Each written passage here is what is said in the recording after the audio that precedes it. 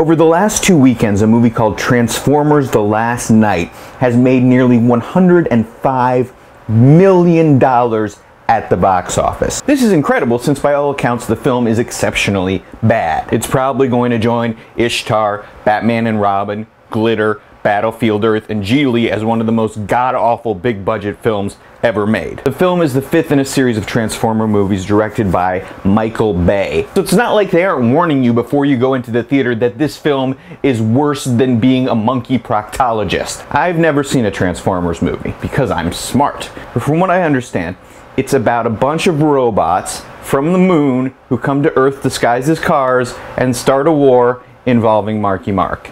Right? Okay, if that's not ridiculous enough to keep you from rushing out to see Transformers this week, check out some of these comments from reviews featured on the Rotten Tomatoes site, and they are all from highly respected film reviewers. I am not going to try to explain the story.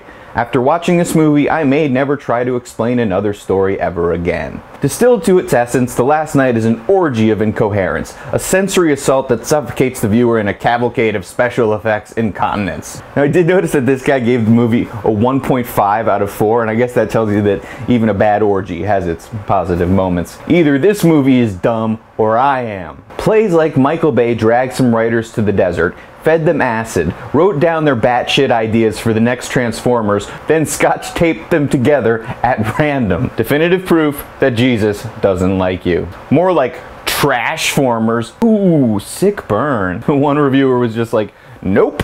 Michael Bay's latest Robots action movie is partly based on the King Arthur legend, because, well, why not take a big steaming dump on that story as well? At 7 hours and 15 minutes, this sets a record as the longest theatrical feature ever made. Keep in mind, I did not have a watch on me during the screening, so my estimate of the running time might be slightly off, but it certainly felt that long. This movie leaves us feeling like we've been smacked in the face for 2.5 long hours. A lullaby performed by a rock tumbler. The studio and filmmakers have vomited up a loud, unfocused, utterly nonsensical Transformers mess.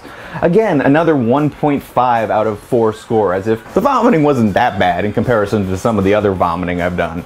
Everything goes boom, crash, oomph, pow, wallop, zing, zat, and zoom for 150 minutes. It's terrifying. It physically hurts. It's so darn near incomprehensible I almost asked for my money back, and I didn't even have to pay to see it.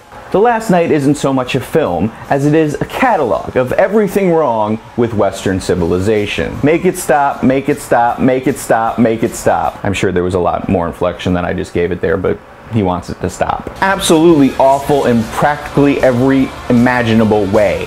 It's as if Ridley Scott and James Cameron had a sci-fi symposium and then gave director Michael Bay all their worst ideas duct taped together. Now, there were a few good reviews too. Even those good reviews are still pretty bad. The Last Knight is kind of entertaining, the way I assume riding a roller coaster while on meth is probably kind of entertaining. Somehow, maybe because my standards fall even faster than my expectations, The Last Knight actually kind of delivers. It may not be an easy watch, but the awesome visual benefits will keep you in your seat. Okay, this movie is difficult to watch because it's so bad, but ...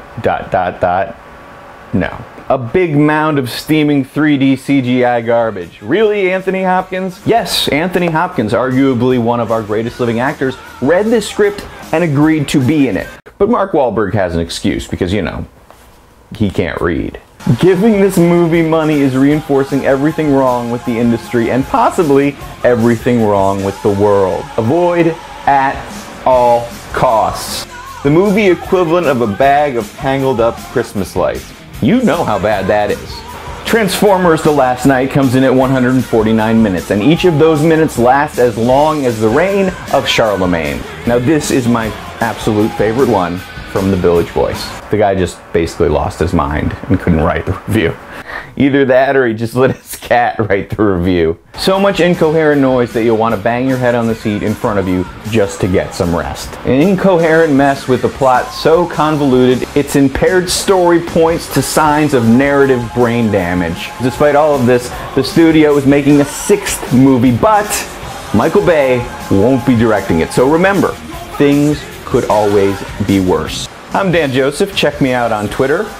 And click the little red widget to subscribe. And remember, I'm more than meets the eye. I turn into a banana. I don't know.